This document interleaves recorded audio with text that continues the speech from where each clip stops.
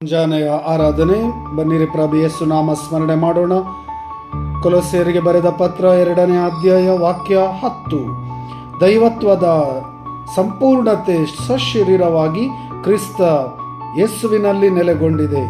ಸಕಲ ಅಧಿಪತ್ಯಕ್ಕೂ ಅಧಿಕಾರಕ್ಕೂ ಶಿರಸ್ಸು ಅವರೇ. ಅವರಲ್ಲಿ ಮಾತ್ರ ನೀವು ಪರಿಪೂರ್ಣತೆಯನ್ನು ಹೊಂದಲು ಸಾಧ್ಯ. ಪ್ರಭು ಯೇಸುವಿನಲ್ಲಿ ಮಾತ್ರ ಪರಿಪೂರ್ಣತೆಯನ್ನು ಹೊಂದಲು ಸಾಧ್ಯ. ಪರಿಪೂರ್ಣತೆಯ ಸಶರೀರ ಯೇಸು ಕ್ರಿಸ್ತ.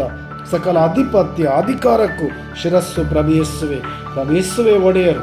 ನಮ್ಮ ಆತ್ಮ, ಶರೀರ, ಮನಸ್ಸು, ಜೀವ, ಹೃದಯದ ಒಡೆಯರು ಪ್ರಭು ಯೇಸು. ಆ ಯೇಸುವಿಗೆ ಸ್ತೋತ್ರ, ವಂದನೆ, ಆರಾಧನೆ ಈ ಮುಂಜಾನೆ ಸಮಯದಲ್ಲಿ ಪ್ರಭು ಯೇಸುವಿಗೆ ಘನ ಮಾನ ಮಹಿಮೆ ಸಲ್ಲಿಸೋಣ, ಆರಾಧಿಸೋಣ. Hallelujah, hallelujah. ಪ್ರಭು ಯೇಸು, ನಿಮ್ಮ ನಾಮಕ್ಕೆ ಸ್ತುತಿ, ಸ್ತೋತ್ರ, ವಂದನೆ, ಆರಾಧನೆ. ನಿಮ್ಮ ಆತ್ಮರನ್ನು ಕಳುಹಿಸಿರಿ. ಆರೋಗ್ಯ, ಸೌಖ್ಯ, ಆಶೀರ್ವಾದ, ವರದಾನ, ಕೃಪೆ, ಕರುಣೆಯಿಂದ ಇಳಿದು ಬರಲಿ. ಪಿತನ, ಸುತನ, ಪವಿತ್ರ ಆತ್ಮ ನಾಮ.